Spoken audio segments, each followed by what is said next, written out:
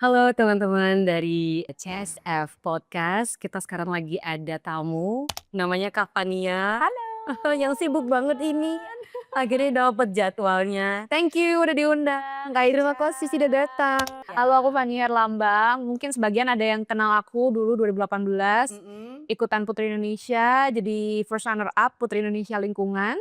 Nah, disitulah sebenarnya awal kenapa aku suka cuap-cuap soal isu lingkungan di sosial media Oh. gitu. Dan waktu 2018 itu kan isunya banyak ngomongin sampah laut ya, sampah plastik di laut. Nah, habis itu setelah beres nih menjabat Putri Mm-mm. Indonesia Lingkungan, aku masih ngonten, masih lanjut Oke. ngonten, meskipun waktu itu memang agak susah sih Kak Mm-mm. sebenarnya ngonten soal lingkungan di waktu itu karena, orang belum terlalu aware, jadi nggak terlalu engage kalau ngomongin soal lingkungan, kayak ya udah selewat pandang, nggak terlalu engage di komen apa segala macam. Terus aku berkarir juga di dunia profesional sebenarnya sempat, sejak 2020 sampai 2024 awal itu aku di dunia renewable energy Kak sebenarnya. Oke. Aku bekerja as a project engineer waktu itu ngurusin, proyek-proyek kayak solar panel, electric vehicle gitu kan. Laki banget. Kuproy alias kuli proyek gitu kan. Nah, habis itu tuh, sambil konten juga sebenarnya Oke. selama itu, kalau teman-teman lihat. Karena aku menarik juga sih Kak, banyak hal-hal yang aku temukan di lapangan ternyata ibaratnya teknologinya ada, Mm-mm. misalkan pendanaan ada, tapi belum tentu proyeknya jadi. Banyak faktor-faktor yang perlu dipikirin, regulasi apa segala macam. Jadi aku juga share juga lah ibaratnya di sosial media gitu. Makanya kalau di sosial media aku banyak ngebahas soal kayak regulasi juga, kemudian apa namanya, inovasi-inovasi Mm-mm. baru yang bisa mendukung green teknologi. Tapi sekarang ini aku sudah full time content creator, jadi sekarang aku berdomisili di Bali juga. Jadi misi Oke. aku adalah keliling Bali nih, ngeliatin, inovasi-inovasinya dan movement-movement-nya teman-teman di Bali di bidang sustainability karena menurut aku banyak banget sekarang teman-teman yang gerak di bidang sustainability. Bener, iya bener.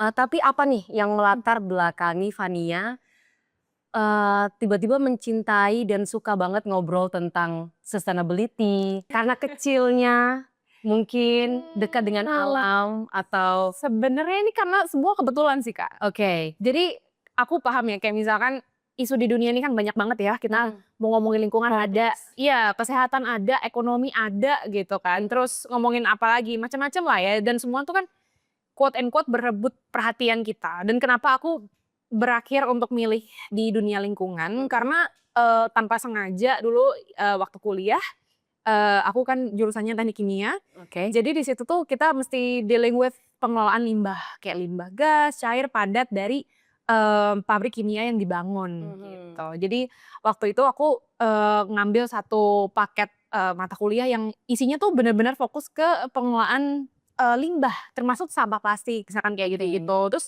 waktu 2015 itu juga pertama kali dicetusin Sustainable Development Goals kan, Mhm mhm. SDGs dan waktu itu Eee, tercetuslah nih dosen aku, ngebahas soal SDGs ini, kayak, "Eh, anak-anak ini ada tujuan baru loh SDGs bla bla bla," gitu. Cuman itu selawat pandang dan kata-kata sustainability karena masih baru ya, jadi aku merasa kayak seru nih kayaknya, mempelajari. Meskipun waktu itu juga namanya juga anak kuliah ya, nggak Iya. ngerti gitu mau ngapain, lulus juga mau ngapain, waktu itu masih belum tahu. Cuman fast forward pas lulus, aku ikut Putri Indonesia dan waktu itu, bersyukur terpilih as first runner up dan Putri Indonesia Lingkungan. Jadi di situ tuh aku ada momen di mana awal-awal jadi Putri Indonesia Lingkungan ngerasa kayak bener-bener ini ya, kalau anak baru lulus kuliah yang masih lurus pandangannya, idealis dan Iya. masih belum tahu, asam garam kehidupan gitu kan. Jadi ngerasa semua tuh teknologinya udah ada loh. Perasaan yang aku pelajari dulu kayaknya mau limbah bentuk apapun kayaknya Mhm. udah ada deh solusinya, Oke. teknologinya gitu kan. Tapi ternyata setelah aku nyebur nih, dicemplungin ketika setahun penuh jadi Putri Indonesia Lingkungan itu, aku baru sadar gitu bahwa ternyata, ih banyak ya ternyata yang mesti dipikirin gitu. Aspek sosialnya, belum tentu kan Bener. tiba-tiba kita bawa teknologi baru orang bisa terima Nggak sih. serta-merta, belum tentu. Mungkin ada aspek ekonomi, aspek legal, regulasi dan segala macam yang ternyata, oh kita mesti ngurus ini juga ya supaya proyek yang bersifat green atau sustainable sustainable itu bisa berhasil. Jadi itu bikin aku semakin tertarik lagi nih Kak, kayak, Mhm. wah ini asik nih kayaknya ngulik lebih dalam, makanya akhirnya aku juga memilih untuk masuk ke dunia renewable energy as a Oke. professional waktu itu, jadinya, menambah insight aku juga kan, Mhm. sebenarnya praktek di lapangannya seperti apa gitu, dan itu yang aku ingin debunk atau pengen crack the code Mhm. ibaratnya lah ya, kayak sebenarnya banyak pertanyaan juga sih kayak kenapa Indonesia ini meskipun banyak sumber daya alam termasuk renewable energy, surya, kita setiap hari sepanjang tahun kita punya matahari Bener. gitu ya, terus wind kita punya potensial, geothermal punya potensial, tapi kok kayaknya masih terlalu slow nih perjalanannya untuk benar-benar, bebas dari fossil fuel gitu kan Bener. maksudnya. Jadi banyak pertanyaan yang akhirnya aku dapatkan dari situ dan aku pengen share sih di sosial media supaya, pandangan orang tuh nggak satu arah aja, dan kebanyakan orang mikir, sustainability tuh kok kayaknya hanya orang-orang di bidang tertentu aja ya yang tahu, biasanya yang kayak bidang teknologi, engineering, padahal sebenarnya ini harus semuanya ikut dong, harus Iya, involve gitu. harus Makanya semuanya ya. aku coba translate bahasanya lebih mudah supaya dimengerti, dengan gampang sama teman-teman awam pun gitu. Wah, berawal dari kuliah berarti ya? Ya kurang lebih lah, berawal dari Heeh. kuliah dan bener-bener, turning point-nya tuh pas Putri Indonesia Lingkungan sih. Oke. Gitu. Kalau kalau kita nih, kaum Gen Y ya, Gen Y nggak sih kita? Millennials millennials Millennials. millennials. Karena sepertinya dulu waktu zaman muda, kita main dengan alam, main di laut, main di sawah, main di sungai gitu kan. Kita kayak take it for granted aja kan. Kita merasa bermain dengan alam itu ya ya menjadi bagian dari hidup kita gitu. Betul. Ya udah sih gitu. Tapi ternyata semakin, berjalannya waktu sekarang banyak bangunan-bangunan dibangun. Sekarang udah jadi kota nih ya, apa namanya, banyak alam-alam yang sekarang jadi modern lah. Sekarang mau healing mahal. Nah, sekarang jadi kayak mau healing kayaknya, oh udah mental health banget gak sih? Benar benar benar. Jadinya sekarang mikir, ya ampun ternyata dulu back then aku kayaknya take it for granted banget sekarang. Sekarang itu menjadi hal-hal yang sangat mahal ya kan, Tuh. gitu. Terus ada kendala apa, Fania di setelah terjun di lapangan yang dulunya idealis banget, ada nggak sih shifting mindset kamu yang dari dulu waktu kuliah sekarang udah nggak kuliah lagi kan? Kalau mukanya masih kelihatan kayak mahasiswa juga nggak apa-apa. Oke oke, so ada nggak, mindset-mindset atau yes, yang shifting dari yang dulu, "Gua harus gini gini gini A, B, C, D, ini nggak bisa nih kayak begini." Ternyata sekarang Mhm mhm. oke, sekarang udah dewasa kayak udah dewasa, sekarang udah berubah nih, kayak yang, "Oh ternyata pemikiran yang dulu nggak bisa aku aplikasikan sekarang." Iya, bener banget sih, ya kayak aku bilang tadi ya, Mhm. kayak misalnya, oh teknologinya udah ada, misalkan kita ngomongin teknologi pengolahan sampah, plastik, Mhm. ada pirolisis, ada insinerator, kayak gitu-gitu kan, ada juga gasifikasi dan lain-lain sebagainya gitu. Cuman seperti yang kita tahu juga pemerintah juga lagi coba bangun kayak misalkan pembangkit listrik tenaga sampah, tapi kan juga banyak pros and cons-nya juga ya sebetulnya, dan makanya kenapa, kita belum bisa 100% untuk ngatasin masalah sampah, bahkan, awal tahun ini tuh Kementerian Lingkungan Hidup kan menutup sekitar 300 lebih TPA di seluruh Indonesia, termasuk juga di Bali kan ditutup juga kan Bener. TPA utamanya, TPA Suwung. Makanya, itu ada yang perlu dipikirkan juga selain teknologi, ternyata kayak misalnya, bagaimana membentuk bisnis model yang baik, Mmm. sehingga inisiatif yang sifatnya sustainable itu nggak hanya sustainable secara lingkungan, tapi juga secara ekonomi. Karena tuh banyak Kak inisiatif baik Mhm. yang mandek gitu, karena misalnya suatu daerah diberikan dana hibah untuk mengelola apa, atau misalnya diberikan dana hibah untuk bangun PLTS Oke. misalnya. Tapi karena berhenti di situ aja, nggak ada bisnis model yang baik, Mhm. jadinya mangkrak, Kak. Kan Mhm. sayang banget, terus ujung-ujungnya apa, dipretelin itu komponen-komponen untuk pembangkit listrik tenaga suryanya. Bener. Ya baterainya lah, ya panelnya lah, ya apa, skrup-skrupnya lah, gitu kan jadinya fight banget gitu kan, dan itu tuh nggak kecil loh, teman-teman untuk, membiayai itu gitu. Yes. Padahal kalau itu bisa beroperasi, dilibatkan warga setempatnya,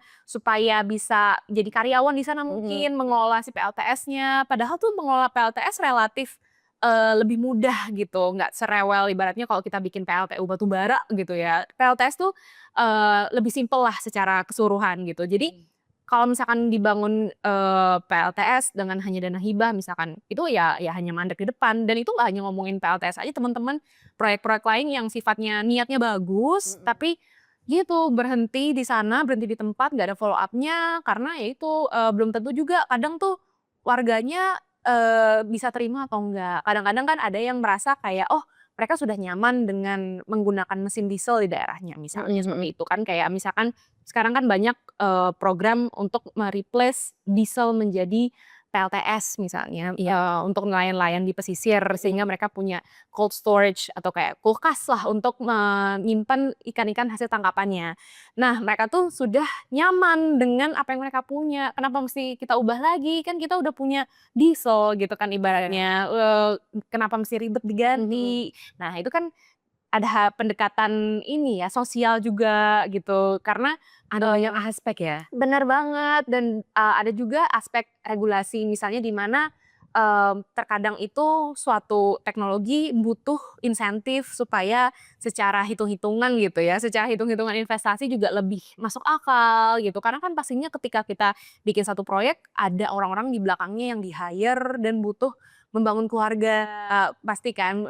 Yang penting dapur running gitu kan untuk orang-orang pegawai yang ada di dalamnya. Jadi aku melihat pengelolaan sampah juga kayak misalkan TPS 3R. TPS 3R itu kan, oh mesti mikir juga ongkos pengambilan sampah, bayar orang untuk milah-milah atau ngolah sampah organik dan segala macamnya, itu kan butuh cost juga. Jadi mereka harus mastiin gimana inisiatif itu bisa terus napasnya panjang. Itu sih yang menurut aku perspektif baru juga karena dulu aku selalu merasa kayak aspek bisnis aku nggak ngerti deh, pokoknya itu urusannya orang-orang bisnis gitu kan. Cuman ternyata kalau kita ngomongin green initiative atau green movement itu tuh penting banget, makanya aku selalu bilang, Iya, aku selalu lihat juga di konten-konten kamu tentang tentang pengolahan sampah organik dari dapur dulu kan? betul, Hidup.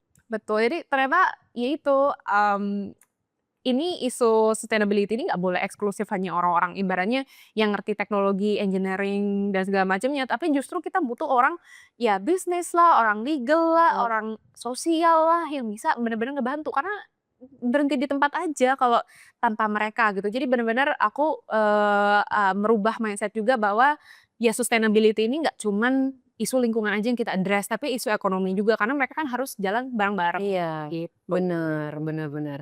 Kalau ngomongin, banyak bangunan-bangunan sekarang di Bali nih, Mhm, Fania kalau kalau Fania kerja di salah satu, developer besar di Bali mhm.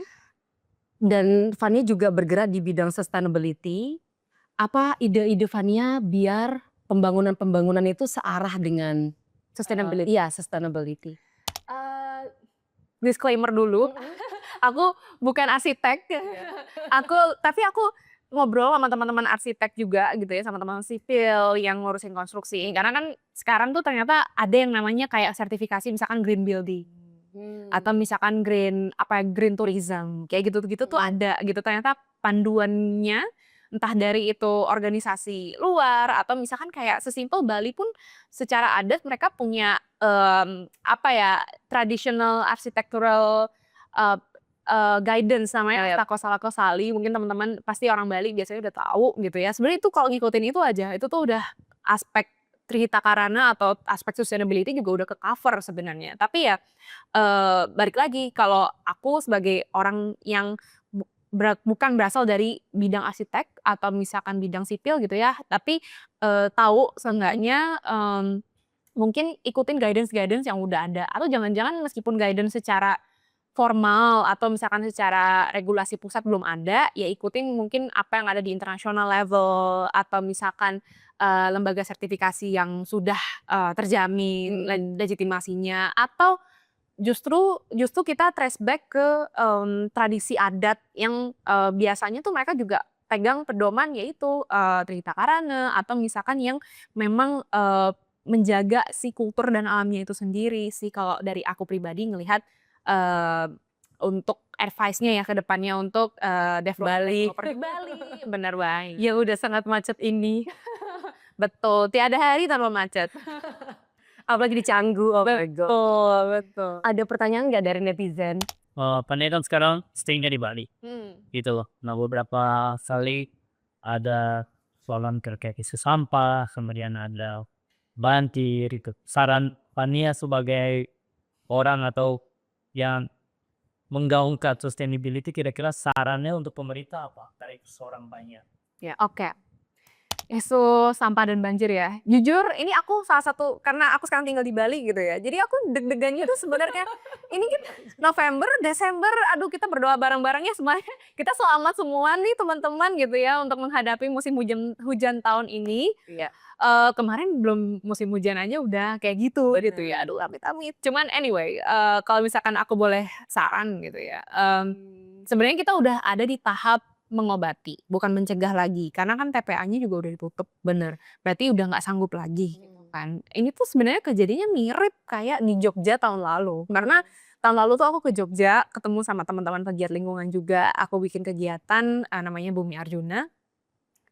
Pas banget tuh Jogja tuh kondisinya mirip. Waktu itu kayak TPA utamanya, TPA Piungan tuh ditutup. Persis. Jadi sudut-sudut kota itu jorok Kak. Dan banyak yang online, wah ini 2 minggu sampahnya nggak diambil gitu ya. Terus itu kan tourism juga. Jogja sama Bali kan mereka DNA-nya mungkin agak mirip-mirip karena sama-sama kota turis gitu kan. Cuman ya itu kok ya tahun lalu udah diingetin ada satu kota tuh pariwisata yang kayak gitu kondisi persampahannya. Nah harusnya itu menjadi alarm ya buat Bali gitu. Cuman unfortunately kayaknya alarm itu juga skip gitu lah ibaratnya. Jadinya kita sekarang di kondisi ini.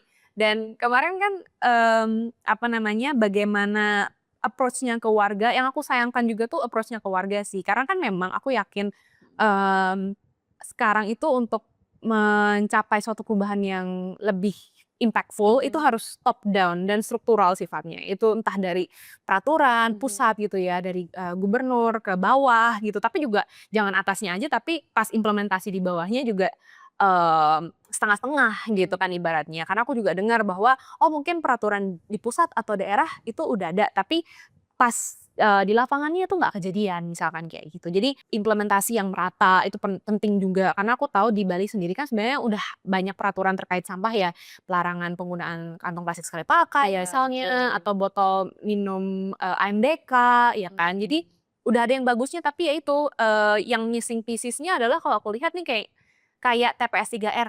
TPS 3R itu kan biasanya per daerah punya masing-masing TPS 3R-nya. Dan TPS 3R-nya itu harusnya secara ideal mereka bisa mengolah baik sampah organik, sampah anorganik, plastik, kaleng-kaleng dan segala macamnya. Tapi ya itu sayang sekali TPS 3R ini banyak yang belum berjalan dengan maksimal atau bahkan mandek atau misalnya oh belum sanggup mengolah sampah organik, sampah anorganiknya dulu misalnya kayak gitu kan. Jadinya apa namanya, belum efektif lah gitu kan. Terus juga sekarang syukurlah udah mulai digencarin si tebel modern itu untuk sampah organik dan itu kan harusnya apa ya, konsep tebel modern itu mengajak partisipasi masyarakat untuk beresin masalah sampah organik dari rumah kan Kak. Jadi nggak usah dibawa kemana-mana, itu ya udah di rumah aja, jangan keluar itu sampah organik ibaratnya kayak gitu kan. Dan kemarin itu unfortunately kayaknya nyampe pesannya ke masyarakat tuh kok kayaknya jadi mereka merasa di-gaslight gitu loh. Kayak kenapa kita yang disalahin, kenapa kita harus tanggung jawab sama sampah kita sendiri, bukannya kita udah bayar pajak apa segala macam. Aku percaya bahwa oke, sampah organik itu memang harus selesai di rumah. Jadi memang sudah jadi tanggung jawab masing-masing untuk bikin tembak modern kayak mau ngompos apa segala macam. Tapi ya itu tadi cara penyampaiannya dari pusat gitu loh, dari pemerintah daerah itu bisa lebih bagus lagi dan bisa apa ya, instead of kayak menodong gitu tapi lebih membimbing gitu loh ke warganya. Karena mungkin warganya juga bingung, saya tidak punya lahan mungkin atau saya tidak tahu caranya misalnya gitu kan.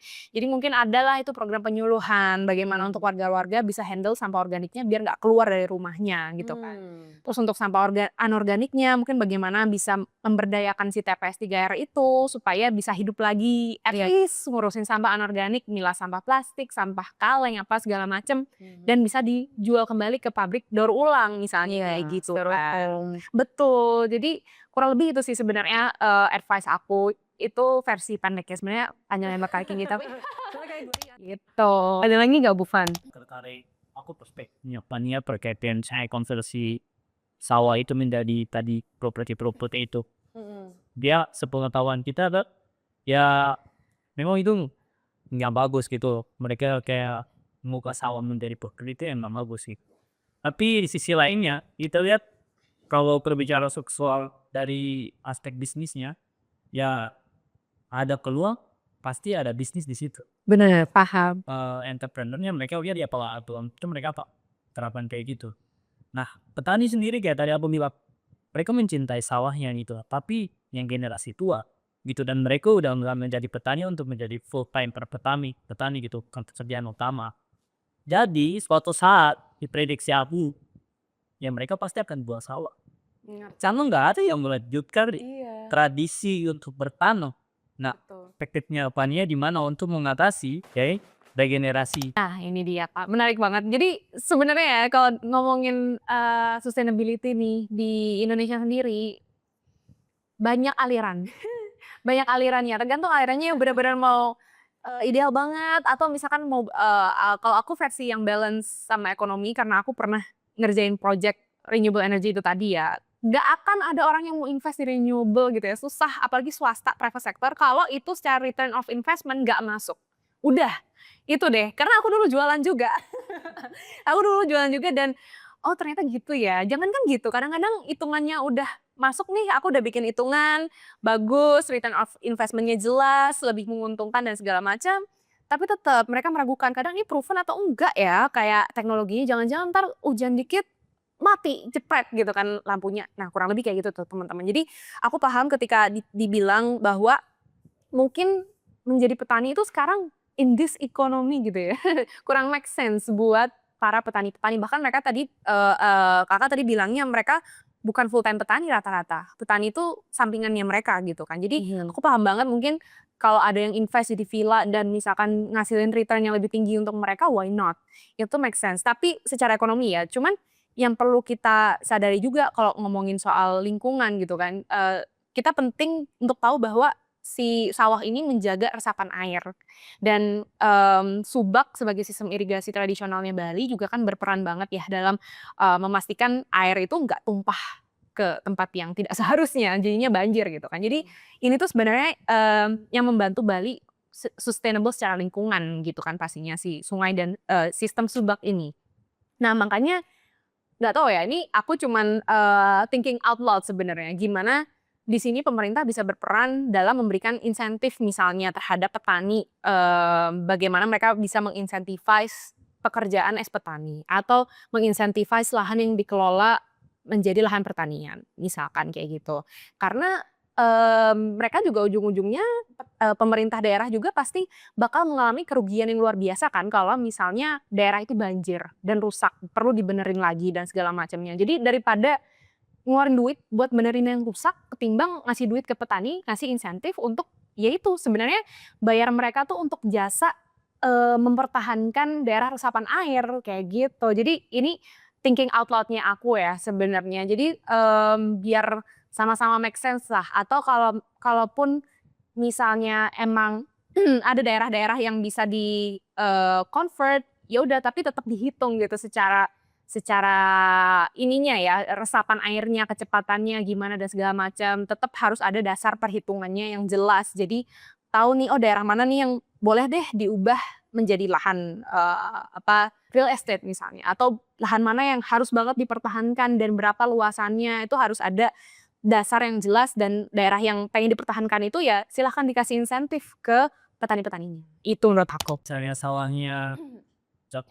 sawahnya nggak masuk green zone, tapi lebih prospek kita memilah di situ karena kontribusi ekonominya lebih tinggi. Apakah Fania setuju? Kalau misalkan itu green zone, tapi Nah, bukan green zone, tapi itu pernah ada sawah di situ. karena ada sawah di situ lebih prospek dijadi juga daripada kita bertani di situ. Apakah Fania setuju untuk ini bahannya jadi villa atau tetap pertahanin sawah? Walaupun kita tahu lebih cuan punya villa, Oke. tapi nggak masuk green zone. Oke. Tahu sih. Sebenarnya kalau nggak masuk green zone kan secara tata kelola boleh kan sebenarnya. Yang harus benar-benar jadi sawah tuh kan green zone, benar kan ya? Iya. Kalau secara legal itu tidak melanggar. Tapi sebenarnya untuk memperkuat alasannya lagi itu ada satu, aku nggak tahu ya, ada assessment lain, tapi ada salah satu assessment yang aku tahu namanya life cycle analysis. Itu bisa dilihat itu nanti biasanya ada auditornya, bisa dilihat apakah sebenarnya dari sisi ekonomi, dari sisi lingkungannya, bagaimana itu apakah ibaratnya manfaatnya lebih besar daripada kerugiannya nantinya dalam jangka panjang gitu kan. Karena balik lagi ketika misalnya ternyata lebih baik untuk tidak diubah nih menjadi villa, karena kalau diubah jadi villa misalnya dalam 5 tahun bisa kebanjiran daerahnya. Nah itu kan bisa menyebabkan kerugian juga secara overall sebenarnya kan kalau dipikir-pikir. Jadi aku seneng banget nih sekarang di Indonesia tuh ternyata banyak juga nih organisasi-organisasi, lembaga yang mereka bisa melakukan assessment macam ini gitu ya. Aku mungkin kurang update juga terkait assessment tipe-tipe lain, tapi yang setahu aku tuh ada namanya si life cycle analysis ini yang bisa digunakan sebagai basis yang jelas untuk kita bisa menentukan ini bagus nggak kalau di-convert secara overall gitu. Menurut Fania, pemerintah menggunakan metode life cycle analysis. Saya tidak tahu. Kalau ada dananya sih harusnya boleh dipakai ya. Cuman kayak, waduh saya kurang tahu, kebetulan nggak punya datanya, takjub. Cuman ya itu, karena jujur aja nih kalau misalkan kita ngomongin renewable energy aja ya, kayak kan sekarang juga masih banyak pertanyaan kayak, ya kalau pakai renewable energy kan mesti pakai baterai. Baterai kan itu miningnya jelek ya kan, secara lingkungan pertamanya jelek. Jadi sebenarnya di dunia ini tuh teman-teman apapun yang kita lakukan, mau napas aja tuh pasti keluar karbon dioksida kan ya. Bener. Jadi apapun kegiatan yang kita lakukan tuh pasti adalah impact-nya. Tapi kan sekarang kita tinggal pilih mana yang impact-nya lebih kecil dibandingkan yang lain gitu. Dan ya kalau aku boleh bilang ya, selama mengerjakan proyek-proyek renewable gitu, sebenarnya kayak misalkan bayangin deh kalau misalkan ada pembangunan renewable yang harus membuka lahan gitu kan, karena misalkan lahannya harus rata. Ya buka lahan itu kan artinya apa? Menebang pohon. Tapi lebih baik mana gitu kan yang kita lihat, apakah terus jalanin batu bara gitu kan versus jalanin pembangkit listrik tenaga yang terbarukan gitu. Jadi balik lagi life cycle analisisnya bagus yang mana, pasti adalah kurang-kurangnya gitu kan, namanya juga kita kayak apapun di dunia ini, mau jodoh, mau pekerjaan, pasti kan ada pros and cons-nya kan. Cuman yang mana yang paling cocok sama kita, yang impact-nya paling bagus ke depannya buat development Indonesia secara baik. Iya, jadi nggak cuma take aja gitu ya. Betul. Gitu. Kalau menurut Tania, karena kita bicara soal renewable energy, di Bali sendiri kira-kira apa yang paling gampang untuk diimplementasikan? Surya, pasti. Karena di Indonesia Tengah sendiri, Bali, Nusa Tenggara Barat, Nusa Tenggara Timur itu iradiasinya paling bagus Indonesia. Jadi paling efisien lah dia pencahayaannya gitu. Jadi paling konversinya juga paling bagus. Makanya kan di Bali kan kemarin baru diresmikan PLTS 25 MW di Karangasem kalau nggak salah, sekitar Karangasem situ. Itu ya sebagai bukti bahwa ya Bali ini punya potensi di PLTS. Nah, dan ini menjadi kasus yang menarik juga karena kemarin kan sempat Bali blackout tuh. Ya kan, dan itu pertama kalinya Bali blackout kalau nggak salah ya, yang benar-benar kayak orang-orang sampai porak-poranda gitu kan. Itu kan karena kita juga listrik di Bali masih satu jaringan listrik sama Pulau Jawa juga kan, jadi kita tergantung juga pasokannya dari Jawa. Dan kalau misalkan kita bisa lebih independen Bali secara energi, pastinya ya menghindari kejadian-kejadian kayak Bali blackout itu. Terus kemarin juga aku diundang di peluncuran roadmap Bali Net Zero Emission.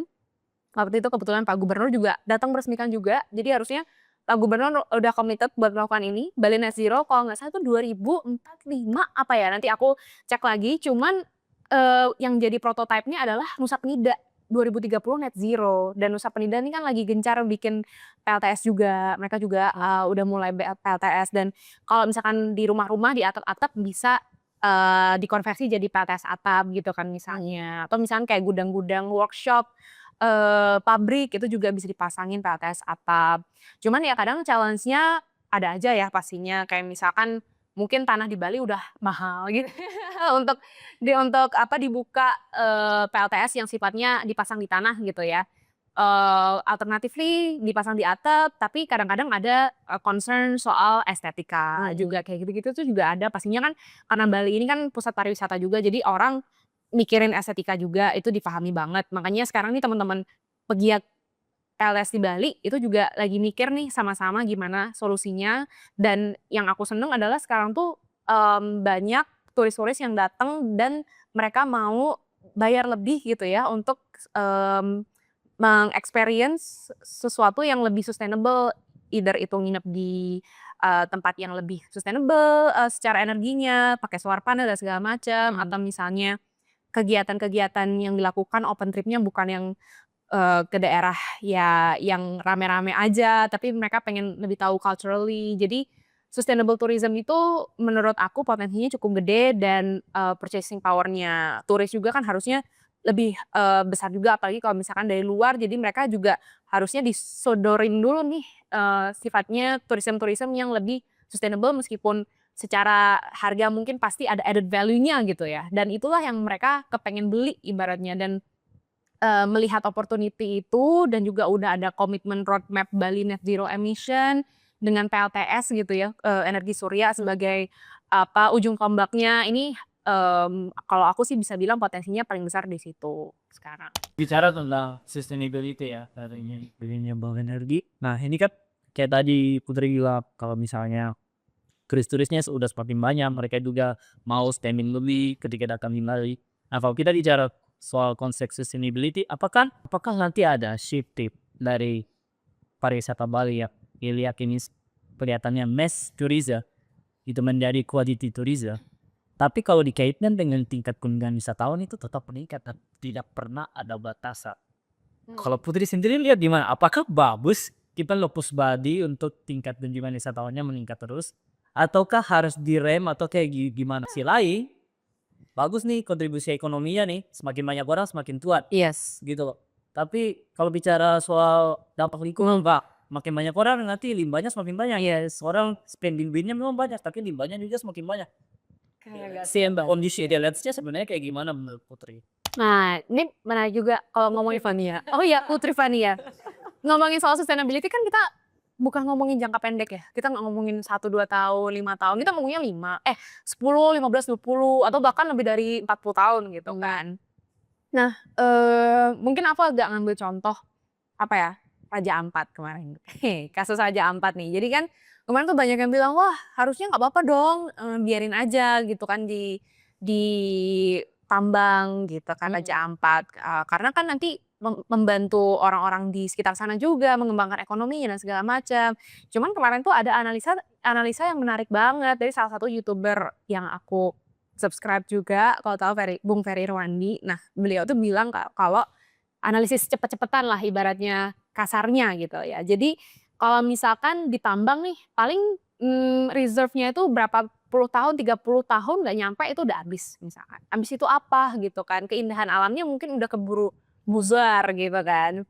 Dan pendapatnya berapa sih gitu kan, revenue-nya untuk si Papua ini tiap tahunnya apa segala macam gitu kan.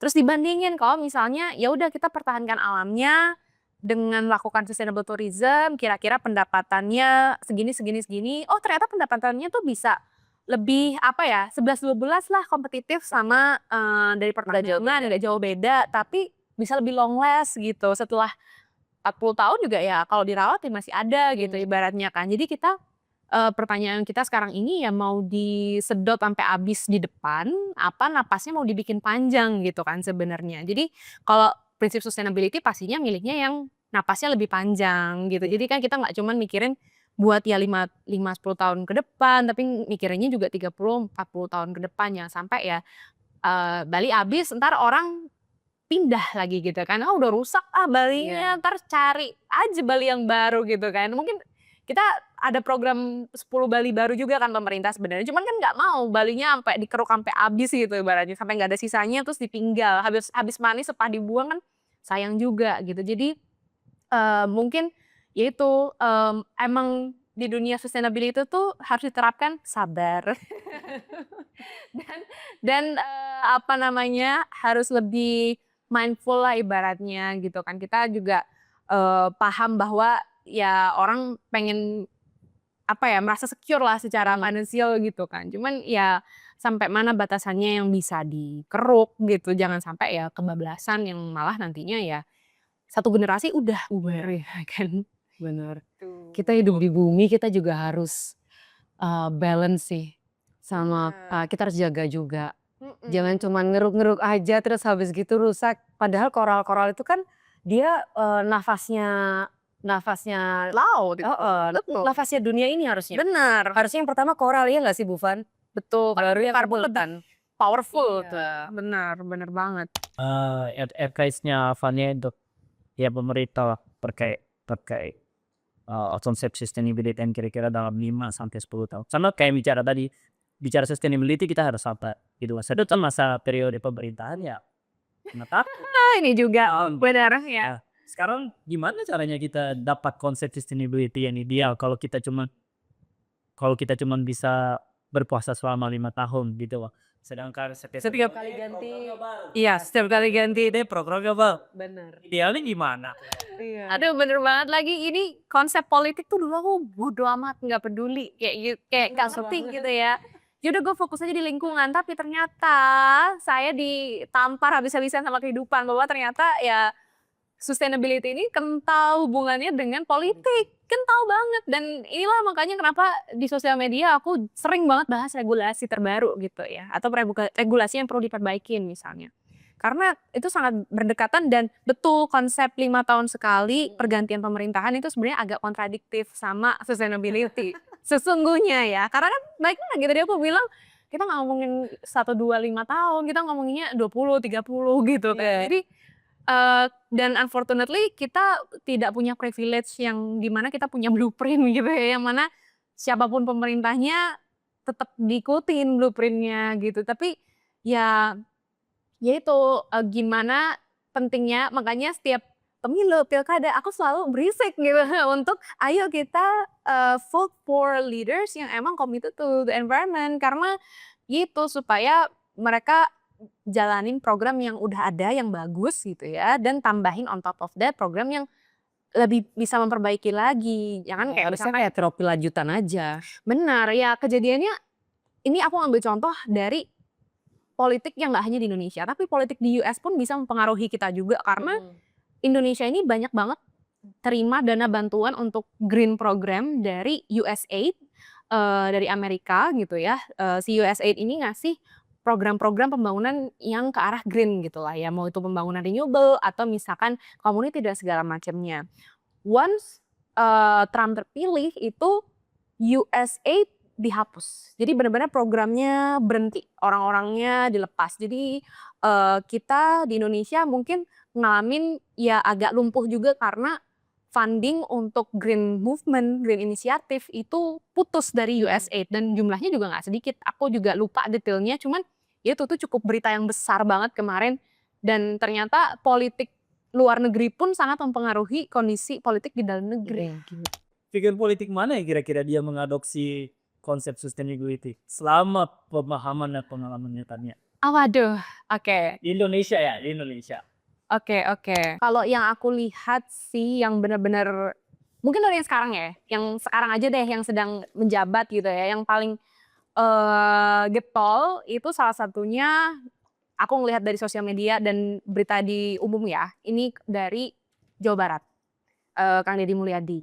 Beliau ini kan kayak bisa membersihkan sampah yang ada di pasar-pasar di daerah Jawa Barat yang tadinya benar-benar jorok gitu kan, jadi totally bersih sekarang dan cepet gitu geraknya kalau aku lihat. Cuman itu aku purely menilai dari berita yang ada di luar sana ya, dan progresnya langsung kelihatan cepet gitu, dan beliau memang punya branding yang cukup konsisten ya. Beliau kan punya YouTube channel juga yang memang beliau program ini tuh gak baru gitu, gak baru setelah dia menjabat, tapi sebelum-sebelumnya juga udah pernah melakukan kayak clean up apa segala macam. Cuman to be really honest, kayak yang sekarang ini aku masih wait and see juga sih, karena selama komitmen kita untuk mencapai net zero Indonesia 2060 ini jujur aja masih terlalu ambisius menurut aku, dan aku masih belum terlalu melihat komitmen yang jelas untuk sampai ke sana, karena setahu aku Indonesia itu punya target bauran renewable energy harusnya di tahun 2025 itu berapa persen ya, aku lupa detailnya, cuman kita belum nyampe tuh target angka itu sekarang ya. Jadi ya ketertinggalan kita masih banyak lah, PR-nya masih banyak, dan aku belum benar-benar 100% bisa bilang kayak pede atau enggak kita bisa mencapai itu. Aku sih pribadi aku nggak terlalu pede ya, cuman harus menunggu ada komitmen yang benar-benar, mudah-mudahan dalam pemerintahan yang sekarang ini bisa ada sesuatu yang berubah 180 derajat lah untuk mencapai target itu, dan aku masih menunggu dan aku masih wait and see gitu. Wah, oke. Kalau aku penasaran banget nih, kenapa sih Fania milih Bali? Oke, Kemarin Jakarta. di Jakarta, stay di Jakarta. Ya, heeh. Terus ada kesambet apa tiba-tiba, oke aku akan pindah ke Bali. Apa karena kamu pengen terjun di dunia sustainability, terus habis itu kamu melihat bahwa banyak yang bisa diulik di Bali? Atau gimana? Betul. Kenapa? Kalau kalau aku melihatnya ya, karena yang pertama pastinya karena emang pengen nggak sih dari dulu tuh pasti pengennya, oh kalau dari Jakarta pengennya pindah ke Bali gitu ya. Ini Gitu ya. basic Jaksel kids lah gitu kan. Berarti dari kecil always di Bali, di Jakarta? Enggak. Aku Pendidikan?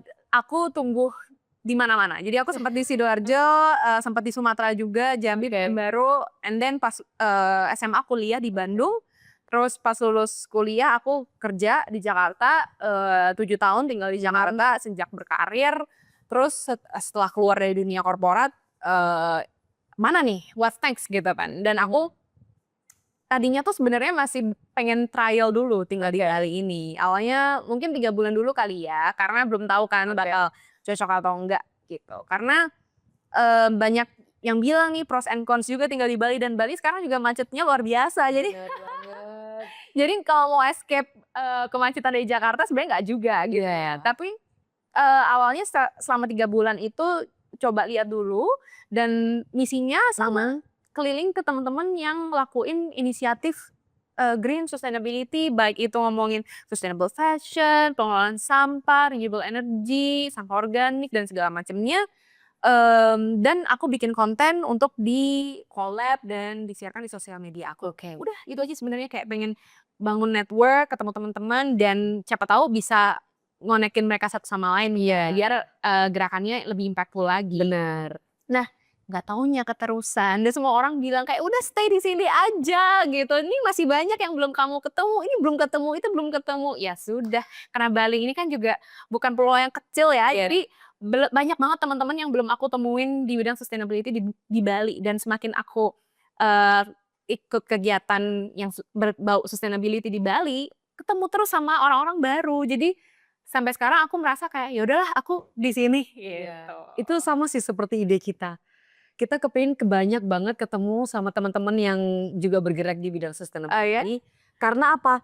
Karena dari ide-ide kayak podcast ini aja, kita dengerin ide-idenya Fania, terus mungkin bisa kita implementasikan, terus habis itu bisa berdampak baik juga buat komunitas. That's so good idea, right? Jadi That's really jadi kita terus merambah.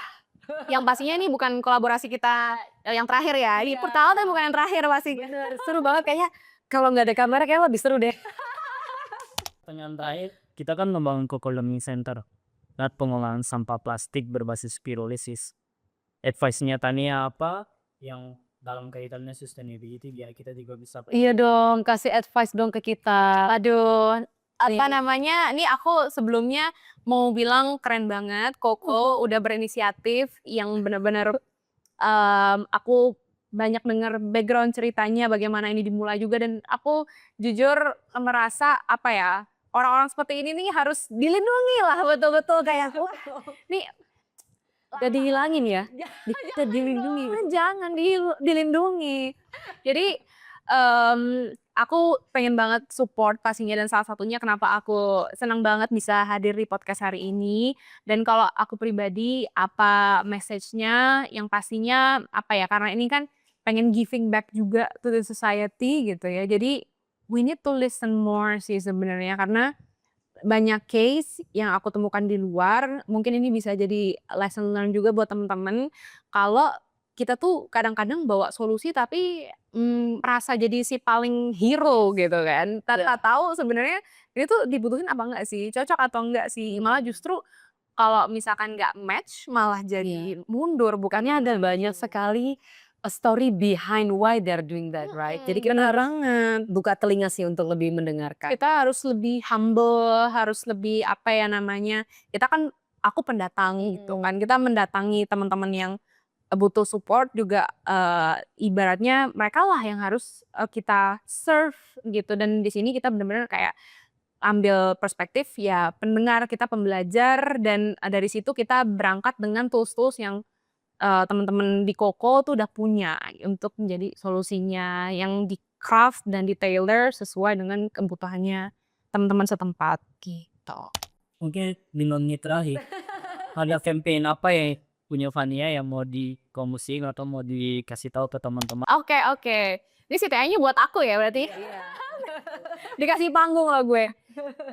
Jadi teman-teman buat yang ada di Bali gitu ya, ataupun di daerah-daerah lainnya kalau ada kesempatan gitu ya, nanti kalau misalkan pengen kegiatannya atau inisiatifnya diliput gitu ya, bisa kontak ke aku via DM di Instagram, TikTok @fani_f_herlambang gitu ya. Jadi nanti di situ, kita bisa janjian nih, kita bisa ketemuan, konten bareng, seru-seruan lah pokoknya nanti kita collab di sosial media dan tentunya karena aku di sini growing kenalan teman-teman, sustainability community juga di Bali, siapa tahu nih nanti kita bisa, konek-konekin network-nya karena menurut aku, jangan sampai kita bergeraknya sporadis gitu ya, karena sekarang kita di Bali ini sifatnya balik lagi udah bukan mencegah tapi kita mengobati, jadi kita harus geraknya lebih cepat. Kalau bisa geraknya bareng nggak ambil sendiri, mending sekalian aja gitu, siapa tahu aku lebih untuk impactful. bener, aku seneng banget nih menjodoh-jodohkan dan jadi cupid gitu ya buat